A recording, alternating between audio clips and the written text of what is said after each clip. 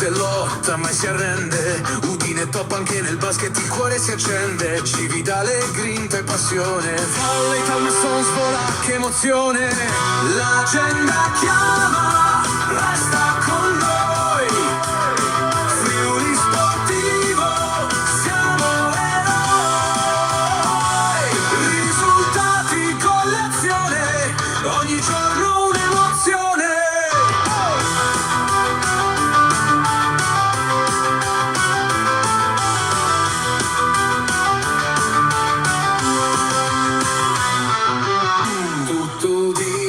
Se siamo con te.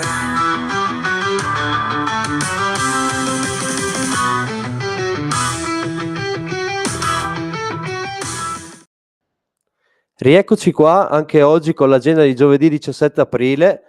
per fare il punto quotidiano sullo sport friulano a partire dall'Udinese, passando anche per le altre squadre, le altre formazioni del nostro territorio. Inoltre vi faremo anche il punto in aggiornamento su gli eventi che stanno giocando, insomma. Con me qua c'è Stefania. Ciao Stefania. Ciao Ale, ciao a tutti. E come di consueto partiremo con affrontare il tema udinese che come al solito è il tema più caldo della giornata. Tra 4 giorni ci sarà la gara contro il Torino nell'insolita giornata di Pasquetta e nell'ancora più insolito orario di mezzogiorno e mezzo, nella quale i bianconeri dovranno cercare di risollevarsi dopo le 4 sconfitte consecutive, tra cui l'ultima contro il Milan, che è stata davvero pesante sia a livello di prestazione che di atteggiamento. Stefania, come la vedi la partita contro il Torino? Sì, l'Udinese è chiamato comunque a rialzarsi in questa giornata perché, come dicevi te, soprattutto dopo il risultato contro il Milan,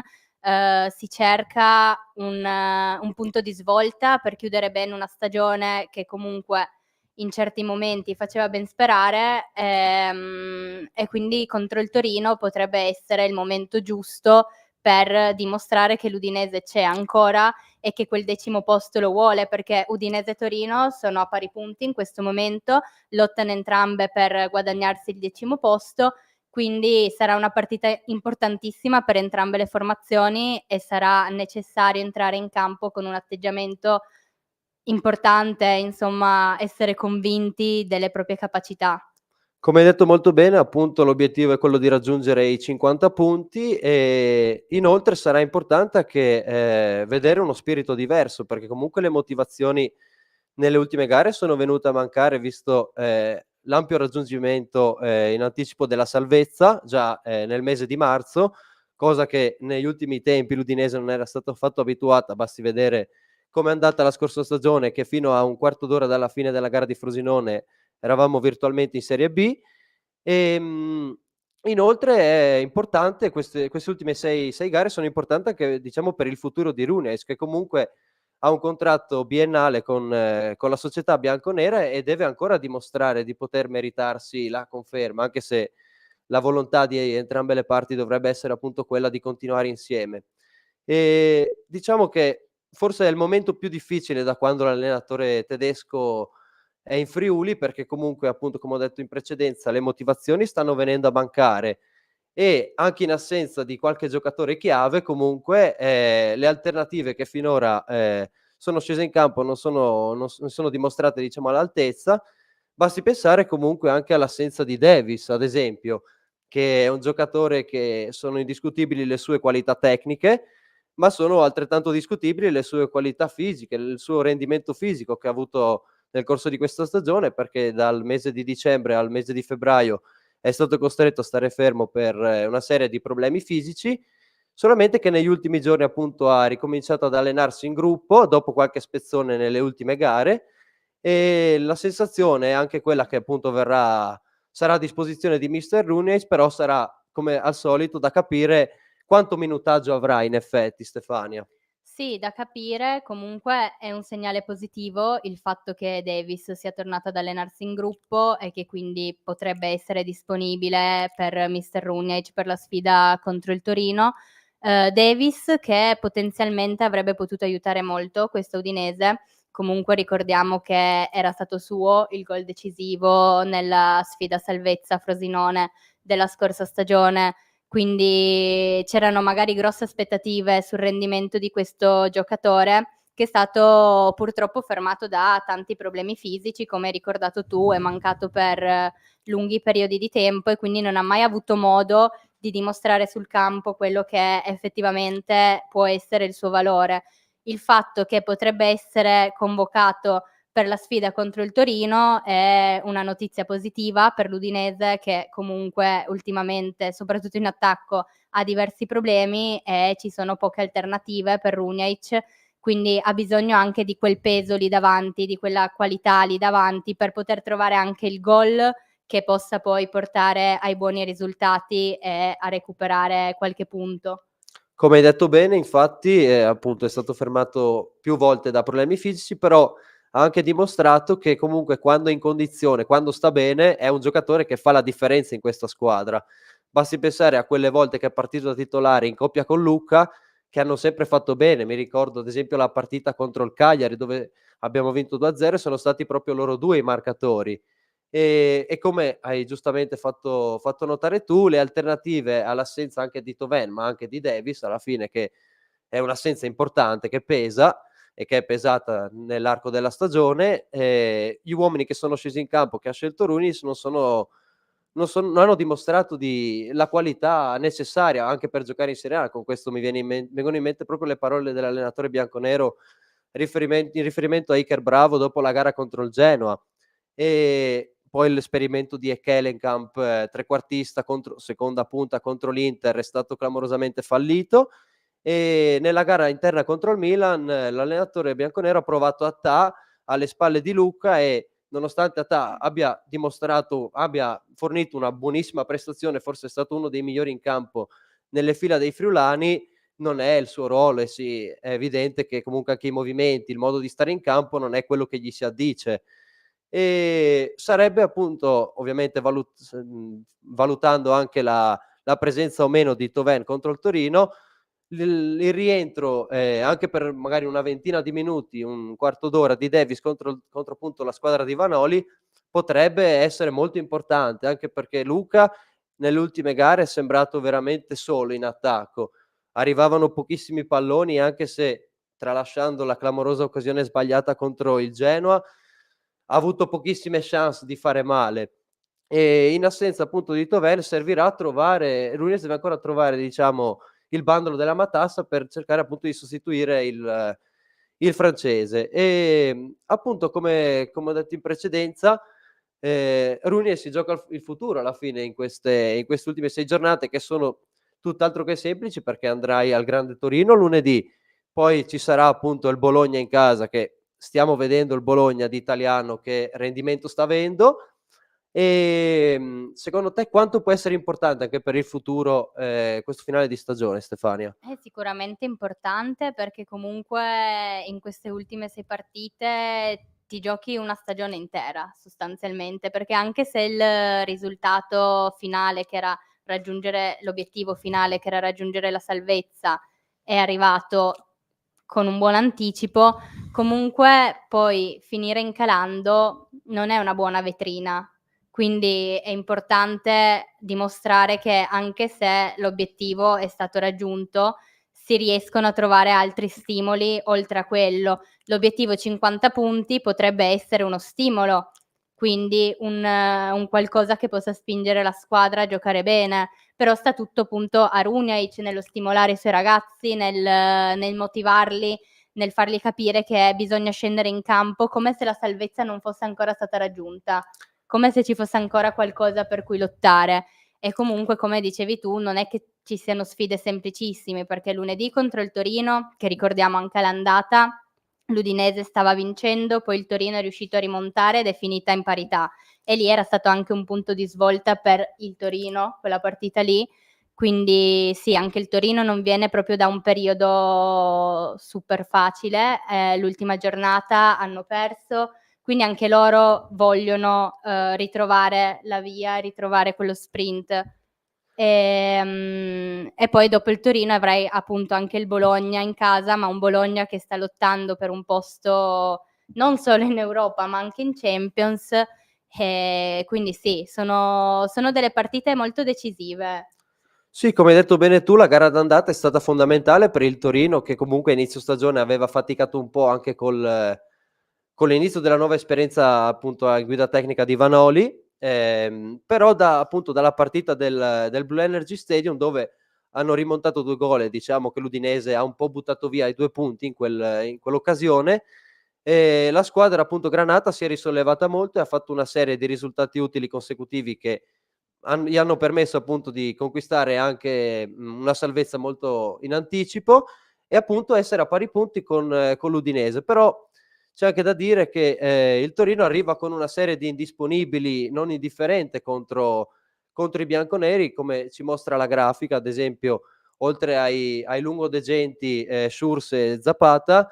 Lazzaro è ancora in dubbio per la sfida appunto del lunedì di Pasquetta, e anche Vlasic che comunque si è dimostrato un giocatore molto importante nello schieramento appunto di Paolo Vanoli.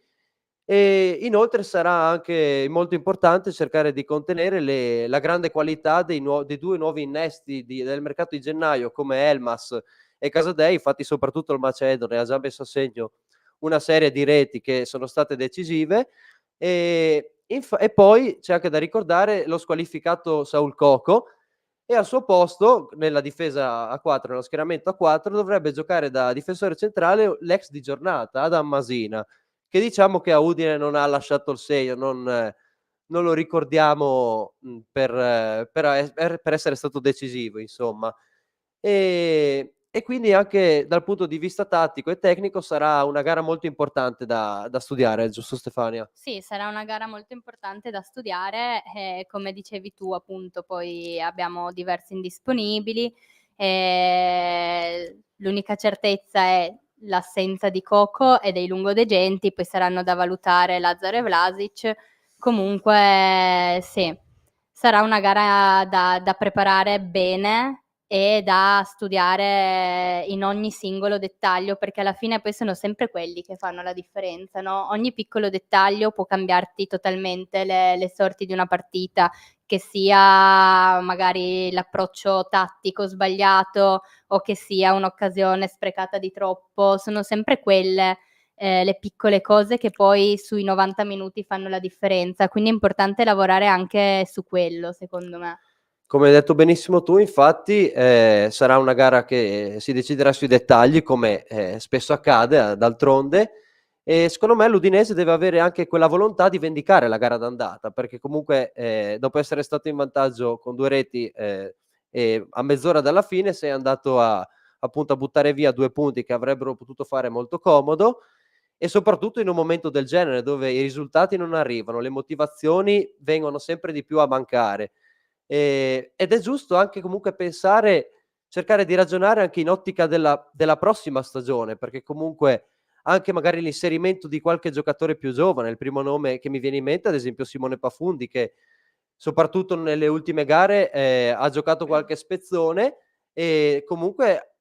è sempre entrato con il piglio giusto, ha sempre avuto un atteggiamento molto positivo, diverso da quello che la squadra ha dimostrato magari in quei minuti nei quali lui non era in campo.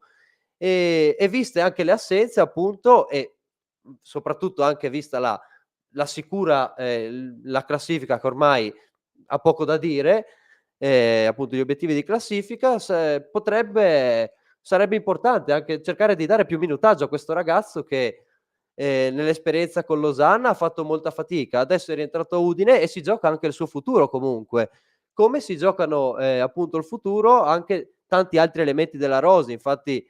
uno dei nomi più diciamo che sarà più caldi nel mercato estivo potrebbe essere appunto quello di Lorenzo Lucca, ma anche mi basti pensare alla coppia difensiva Biol e Solé che hanno tantissimo mercato e ci sono tantissime squadre interessate a loro. E quindi anche questo finale di stagione, queste 6 partite saranno molto importanti. Sarà importante il loro rendimento e come riusciranno a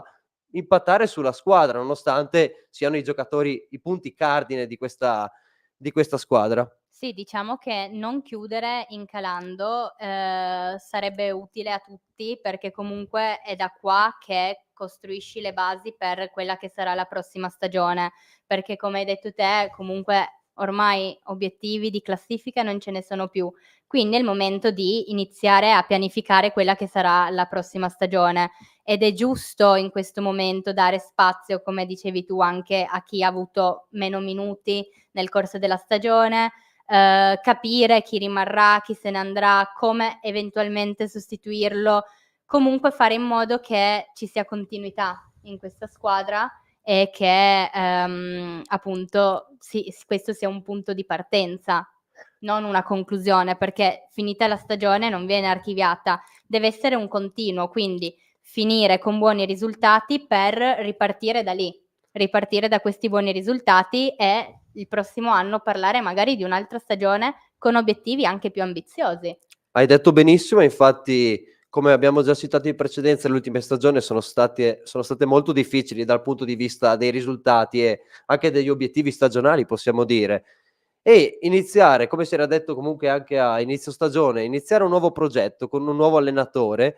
potrebbe essere veramente una svolta per questa società, che comunque non c'è da dimenticare che il prossimo sarà il 31esimo anno di Serie A e non è un traguardo così banale come si possa pensare per una città anche come Udine. E quindi sarà veramente importante, come hai detto bene tu, questo deve essere un punto di partenza, perché quest'anno comunque, tralasciando l'ultimo periodo e il periodo invernale nella quale i risultati sono venuti un po' a mancare, questa squadra ha dato la sensazione di non dico di poter raggiungere l'Europa, però di potersi almeno provare, ecco, perché comunque la qualità non è cioè è alta e ci sono determinati giocatori che appunto sono richiesti da squadre più blasonate, da big europee e anche italiane, e quindi, come hai detto bene tu, sarà importante anche dare continuità, perché bisogna finire bene la stagione per poi ricominciare la prossima con una mentalità diversa, anche con degli obiettivi diversi. E quindi l'importante appunto sarà proprio mostrare anche un certo atteggiamento in questo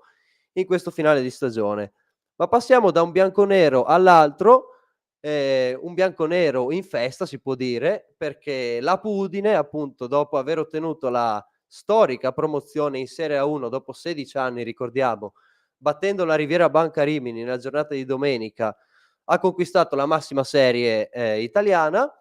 Però la stagione non è finita, è giusto ricordarlo, mancano ancora 2 partite, tanto che la prossima sarà su un campo molto, molto difficile come quello di Pesaro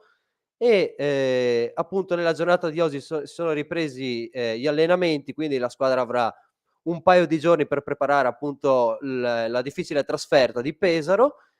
e tra questi però c'è da sottolineare appunto l'assenza, anzi la presenza in dubbio di Johnson, che ha un problema fisico alla mano destra e quindi non si sa, è in dubbio per appunto la gara di Pesaro. Sì, un traguardo molto importante, quello raggiunto dall'Apu dopo 16 anni, ritrovata la massima serie, che dà prestigio, ancora più prestigio a questa città, allo sport di questa città,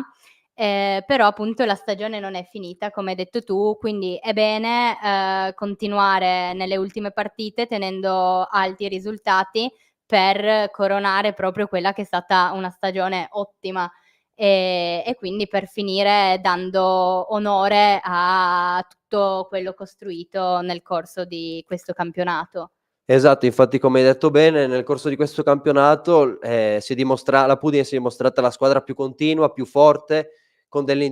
individualità, molto forti tecnicamente, qualitativamente,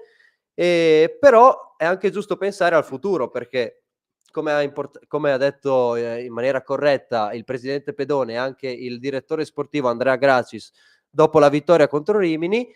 la possibilità di avere 2 mesi in più per costruire la squadra per la Serie A1 è un fattore da non dimenticare, un fattore importante, chiave quasi mi verrebbe da dire, perché comunque come ben sappiamo, mentre in Serie A2 la possibilità di avere la possibilità è solo avere 2 giocatori stranieri, americani diciamo, in Serie A1 questa cosa è diversa, possono esserci dai 5 ai 7 ad esempio giocatori americani, e questo fa la differenza perché anche lavorare sul mercato in maniera corretta, però c'è anche da dire che la società bianconera ha già dimostrato di di prenderci, basti vedere ai 2 acquisti che sono avvenuti nel mercato di gennaio, come quelli di Pepe e Pulazzi. Pulazzi inoltre ricordiamo che è stato un giocatore fondamentale nell'ultimo quarto nella gara contro Rimini, che appunto è stato decisivo, e quindi sarà importante anche, diciamo, scegliere i giocatori giusti e scegliere anche comunque il gruppo di italiani che andrà appunto a disputare la stagione con i bianconeri in Serie A1. Poi passiamo alla Serie D, perché nella giornata di oggi, anzi è in corso il derby friulano tra Chions e Brian Lignano. In questo momento il risultato è di 1-1, con il Brian Lignano che è passato in vantaggio e il Chions ha pareggiato. Inoltre è importante anche per una questione di classifica, perché è stato nominato il derby della matematica, visto che al Brian Lignano basterebbe un punto per ottenere la matematica salvezza, e sarebbe un traguardo molto molto importante, vista che è la prima stagione in Serie D, e la squadra di Moras ha dimostrato veramente grande affiatamento e di poterci stare, di poter mantenere questa categoria. Discorso diverso per il Chions, che comunque ha avuto qualche cambio di guida tecnica. Basti pensare che a gennaio è stato mandato via Lenisa per prendere Marmorini, e diciamo che la situazione è praticamente compromessa, visto che il Chions dovrebbe vincere dovrebbe vincere la partita di oggi e sperare in un risultato negativo della Virtus Ciserano Bergamo, che gioca contro l'Adriese. Quindi diciamo che le speranze di salvezza sono sempre meno. E inoltre c'è anche il derby del Triveneto, possiamo dire, tra Charlis Muzzane e Portogruaro, che nel giro di 35 minuti sono stati segnati 5 gol, con il Charlis Muzzane che è in vantaggio per 3-2, e deve assolutamente, nonostante ormai la zona playoff sia lontana, deve assolutamente rialzare la testa dopo 3 sconfitte consecutive. Sì, una giornata di grande calcio oggi per la Serie D. E come dicevi tu, appunto, gli occhi sono tutti puntati comunque sulla sfida tra Brian e Chions,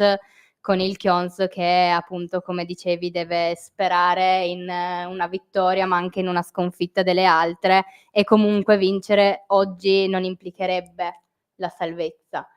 Non saresti matematicamente salvo in ogni caso, quindi dovresti puntare a vincerle tutte e sperare in risultati negativi davanti a te, e quindi non è semplicissimo. E invece grande lavoro del Brian, che comunque in una stagione è riuscita a mantenere quasi la categoria. Hai detto bene, infatti è riuscita a mantenere la categoria. C'è anche da citare Bomber Ciriello, che è a quota 20 gol, ma oggi nel derby contro il Chion sarà assente. Adesso passiamo a un altro bianconero, a quello delle Women Apu, che nella giornata di sabato 19 aprile dovranno affrontare la Virtus Cagliari nella gara 1 di quarti di finale dei playoff del campionato di Serie A2. Quindi c'è la possibilità di vedere 2 squadre bianconere del basket di Udine nella massima categoria. Sarebbe un traguardo storico per la città. E dopo aver appunto concluso la stagione nella regular season al secondo posto, le Women Apu avranno la possibilità di giocare in casa la prima gara, e non è un fattore da poco, visto che comunque il Carnera potrebbe dare una spinta in più appunto alla squadra di Costa Riga, Stefania. Sì, il pubblico di casa è sempre il pubblico di casa, il calore, l'ambiente dà sempre quella grande spinta. Poi ricordiamo anche che in squadra sono da tenere monitorate le condizioni di Giorgia Bovenzi, che ha qualche problema fisico, però come dicevi tu, giocare la prima partita in casa può dare quella spinta in più e potrebbe aiutare al raggiungimento di un traguardo, come hai ben detto tu, storico. Assolutamente. Poi hai citato bene il dubbio, diciamo, della presenza in dubbio di Giorgia Bovenzi, in una stagione nella quale comunque le bianconere hanno avuto parecchi problemi fisici, e comunque sono riuscite a raggiungere la seconda posizione appunto nella regular season, a pari punti con la prima classificata, che a vantaggio degli scontri diretti appunto ha avuto un piazzamento migliore. E quindi insomma appuntamento sabato 19 aprile al Carnera per sostenere le bianconere di Cosseriga, che proveranno appunto nell'impresa di appunto cercare di andare nella massima categoria. Ora passiamo al volley. Appunto nella giornata di ieri sera parliamo di Tinet Prata che ha sfiorato l'appuntamento con la finale playoff del campionato di Serie A2.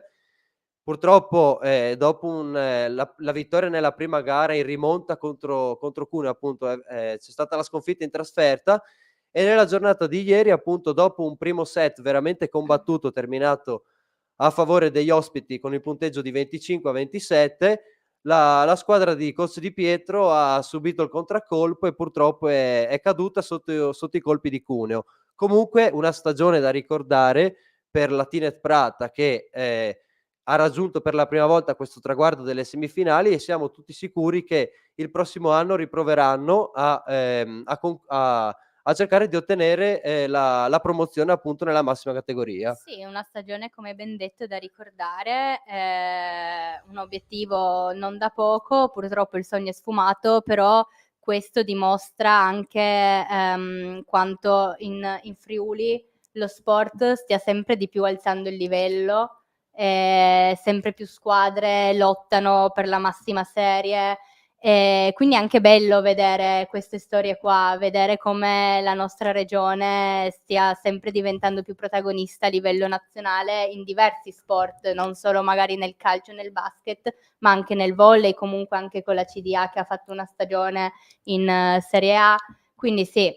sono storie belle da ricordare, e poi il prossimo anno si può ritentare a raggiungere l'obiettivo. Assolutamente, hai detto benissimo, infatti il movimento del volley friulano è in continua crescita. Basti pensare, come hai citato tu, alla CDA Talmassons, che comunque ha avuto una stagione, se possiamo definire così, negativa sotto il punto di vista dei risultati, però comunque sta già programmando la prossima stagione. Infatti qualche settimana fa è arrivata la conferma di Cos Barbieri e del suo staff, che comunque stanno conducendo questa squadra da parecchi anni e l'hanno portata a un livello che forse era inaspettato anche da parte della società. E quindi il prossimo anno appunto avremo due formazioni del volley in Serie A2, che appunto proveranno a fare il grande salto. Adesso torniamo diciamo al calcio dilettanti, appunto, e al torneo delle regioni che si sta svolgendo in Sicilia in questi giorni, con l'Under 17 che sfortunatamente è uscita ai calci di rigore ai danni della Lombardia, e c'è tanto rammarico soprattutto perché escono da imbattuti dopo non aver perso neanche una partita. Infatti la gara contro la Lombardia ha testimoniato tutta la forza della squadra di mister Randon, che comunque dopo un primo tempo complicato, nella ripresa ha dimostrato di essere molto pericolosa con una serie di occasioni, e inoltre è un peccato appunto perché cioè la qualificazione in semifinale è costata per solamente un rigore sbagliato. Discorso diverso invece per l'Under 19, che ha battuto con il punteggio di 3-0 la Campania. Dopo un inizio di partita un po' difficoltoso, nella quale i friulani hanno sbagliato un rigore, ci sono stati appunto 2 gol nella prima frazione che hanno indirizzato la gara e hanno portato gli uomini di Bortolussi alla semifinale, che si giocherà oggi alle 17 contro la Lombardia.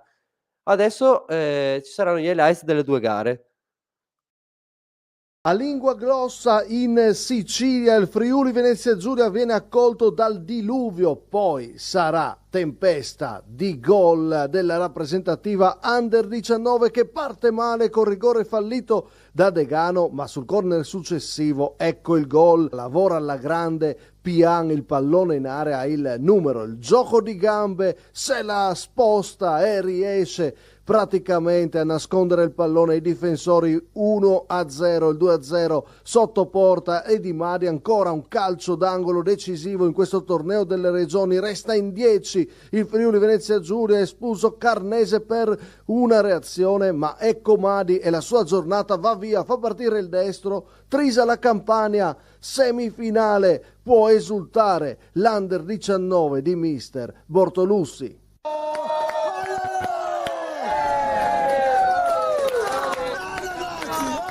Mister Thomas Randon e la sua Under 17 in campo nei quarti di finale del torneo delle regioni contro la Lombardia. Per passare il turno c'è una montagna da scalare, nonostante l'enorme qualità del Friuli Venezia Giulia. La Lombardia si dimostra subito una squadra forte, impegnando Jagust con la conclusione di piazza con il destro para il portiere della Trieste Victory. Poi il Friuli Venezia Giulia ha un'occasione con Bruni che gira per Chiezza, il pallone in alto per Bettini che lo lavora molto bene, lo scarico per Basello, il pallone finisce alto. Nel primo tempo la Lombardia batte 9 calci d'angolo, uno di questi con la rovesciata di Corsaro, il pallone alto sopra la porta di Jagust, il pallone di Ratti, poi Gamba che da fuori area calcia, impensierisce Jagust che mette fuori. Nel secondo tempo viene fuori bene il Friuli Venezia Giulia con Omizzolo che mette in mezzo Bettini, poi Camara, il pallone fuori, occasione per il Friuli Venezia Giulia che continua ad attaccare, pallone in mezzo con Chiezza, Bruni di testa, non è la sua specialità, il pallone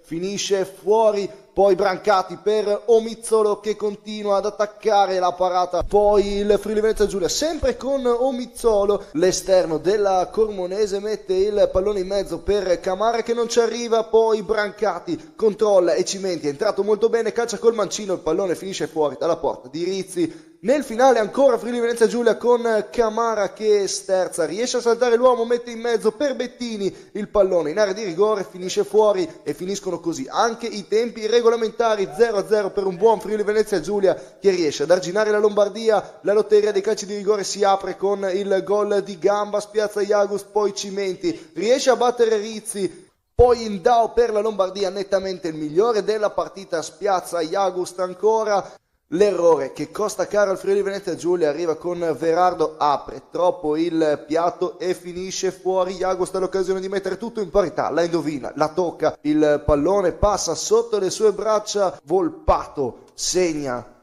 e mantiene vive le speranze del Friuli Venezia Giulia, segna anche De Matteis, ultimo rigore per il Friuli Venezia Giulia. Brancati riesce a segnare il tiro centrale, lascia aperto tutto fino all'ultimo e il rigore decisivo di Franchini lo trasforma, elimina così il Friuli Venezia Giulia. La Lombardia passa da campione in carica una squadra fortissima, l'Under 17 del Friuli Venezia Giulia, con un mister fortissimo, mister Randon, che in 2 edizioni del torneo delle regioni non ha mai perso, sempre uscito ai rigori. Finisce così un'avventura bellissima per il Friuli Venezia Giulia Under 17.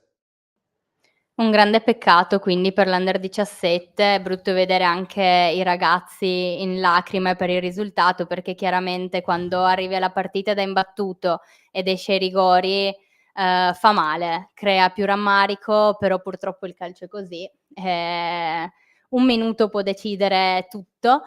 E invece vabbè c'è l'Under 19 che continua il suo percorso, quindi è bene sostenere anche i ragazzi dell'Under 19 che sono in semifinale. Esatto, hai detto bene, infatti ricordiamo ancora una volta che nella giornata di oggi alle ore 17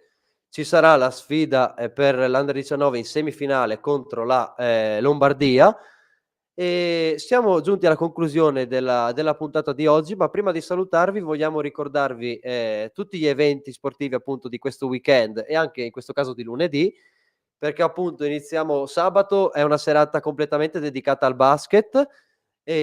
con appunto la Pudine che va a Pesaro per la penultima giornata di campionato, mentre la Web Cividale ospita Sella 100 al Palagesteco. Inoltre ricordiamo che i friulani devono cercare di ottenere una vittoria che potrebbe essere fondamentale in ottica playoff. E in più ricordiamo ancora una volta che ci sono le Women Apu che giocano gara 1 contro la Virtus Cagliari, e inoltre, come abbiamo già detto nella puntata di ieri, c'è anche sono anche le Eagles Futsal che si giocheranno la gara 1 dei play-out. E poi appunto ricordiamo anche che lunedì alle 12:30 a Torino ci sarà appunto Torino-Udinese. Siamo appunto giunti alla conclusione della puntata. Stefania, ti ringrazio per essere stata con me. Grazie a te. E un saluto, ci vediamo domani, sempre a stessa ora, con l'agenda di tutto Udinese. Un saluto. Ciao.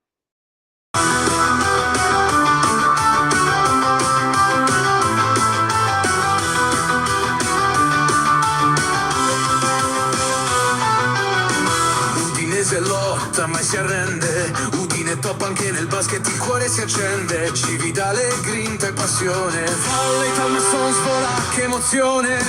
L'agenda chiama, resta